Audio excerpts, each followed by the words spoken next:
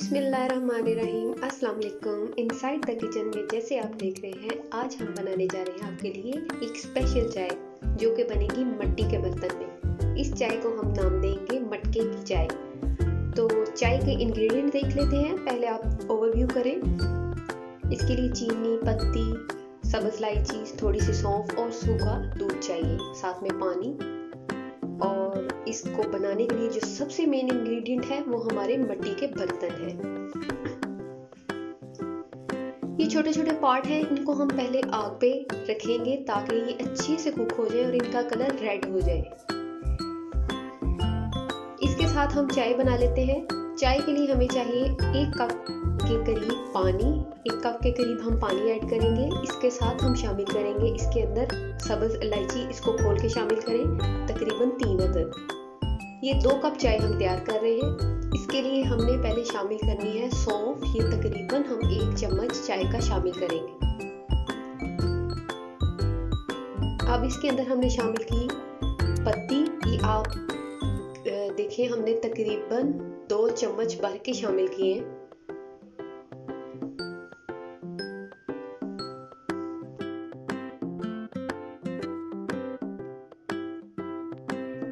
तो जब आप देखें कि कहवा जो है वो जोश खा चुका है तो हम इसमें शामिल करेंगे चीनी। चीनी को आप अपने जायके के हिसाब से कम ज़्यादा कर सकते हैं। मैंने 2 टेबलस्पून शामिल किए। अब हमने शामिल कर लिया इसमें दूध। ये तकरीबन हमारे पास 2 कप के करीब था।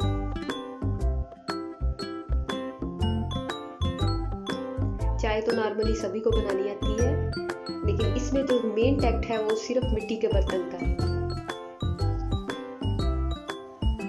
चाय को बॉयल आ चुका है। जब हम स्टोव बंद करेंगे और इसके अंदर शामिल करेंगे पाउडर मिल्क। ये मेरे पास तकरीबन 4 खाने के चम्मच मैंने शामिल कर दिया।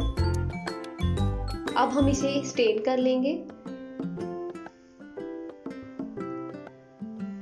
और हमारे ये बर्तन बिल्कुल रेड हो चुके हैं। ये देखें, चाय पोर की तो इसके अंदर भी बॉयल आना शुरू हो गया। आप इसे एक बर्तन में रखेंगे।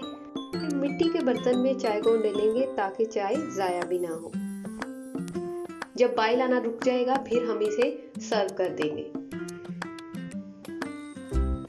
जी, तो बिल्कुल हमने उन्हीं बर्तनों में इनको वैसे ही उठाकर सर्व कर दिया एक ट्रे में। आप इसे ज़रूर ट्राई कीजिएगा। इसमें बहुत ही मज़े का अरोमा आएगा आपको मिट्टी का, और टेस्ट ज़्यादा इन्हेंस होगा नॉर्मल चाय से। उम्मीद है आपको ज़रूर पसंद आई होगी। ये बहुत आसानी से बनने वाली चाय है। आप इसे ट्राई कीजिएगा। फीडबैक देना मत भूलिए। मेरे चैनल को सब्सक्राइब करें और लाइक करें। अपनी दुआ में ज़रूर याद रखिएगा।